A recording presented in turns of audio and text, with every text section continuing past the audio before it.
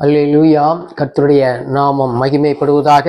இந்த நாளிலும் நாம் ஒரு வசனத்தை வாசிப்போம். சங்கீதம் 149வது சங்கீதத்திலே 5வது வசனத்தை நாம் வாசித்து பார்க்கும் பொழுது, பரிசுத்தவான்கள் மகிமையோடே களிகூர்ந்து தங்கள் படுக்கைகளின் மேல் கெம்பீரிப்பார்கள் என்று சொல்லி விதமாக நாம் பார்க்கிறோம். எனவே பரிசுத்தவான்கள் மகிமையோடே கர்த்தரோடு கூட நாள் முழுவதும் ஒன்றித்திருக்கிறபடியினாலே அவர்கள் தங்கள் படுக்கைகளின் மேல் கெம்பீரிப்பார்கள், மகிழ்ச்சியோடு கூட இருப்பார்கள் என்று சொல்லி நாம் பார்க்கிறோம். அவர்கள் இரவு வேளையிலே நித்திரைக்கு செல்லும் பொழுதும் சரி, நித்திரையை விட்டு கலைந்து எழும்பொழுதும் சரி, அவர்கள் என்ன செய்வார்கள் என்றால் கர்த்தரோடு கூட மகிமையோடு கூட ஒன்றித்து மகிழ்ச்சியோடு கூட எழும்புவார்கள் என்று சொல்லி இந்த வேத வசனத்திலே பார்க்கிறோம்.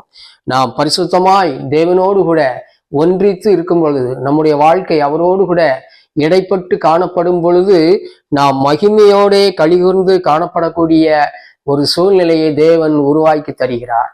அவருடைய பட்சத்தில் இல்லாதபடி இருந்தோமானால் எல்லா விதமான கவலைகளும் நம்மை சூழ்ந்து கொள்ளக்கூடிய சூழ்நிலை உருவாகிவிடும். ஒவ்வொரு நாளை குறித்தும் நாம் காலை வேளையிலே நித்திரையை விட்டு எழுகின்ற வேளையிலே ஒவ்வொரு நாளின் காலை வேளையிலும் நமக்கு உண்டான கவலைகள் நம்மை தொற்றிக்கொள்ள நேரிடுகிறது.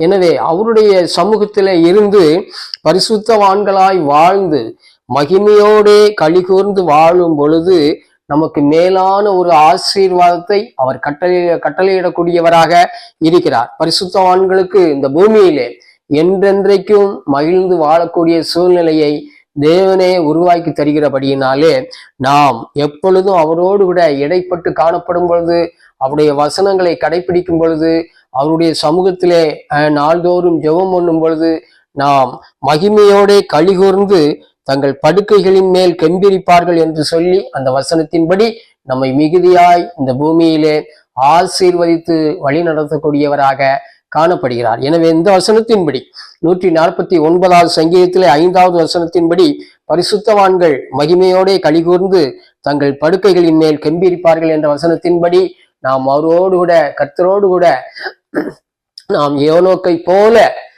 கைகோர்த்து நடப்போம், மகிழ்ச்சியோடு கூட வாழுவோம். என்ன கவலையும் நம்மை மேற்கொள்ளாதபடி பார்த்து கொள்ள தேவன் நம் பட்சத்தில் இருக்கிறபடியினாலே நாம் மகிமையோடு களிகூர்ந்து வாழும்படியான சாக்கியத்தை, மேன்மையை, அனுகூலத்தை தேவன் தர வல்லவராக இருக்கிறார். அல்லேலூயா.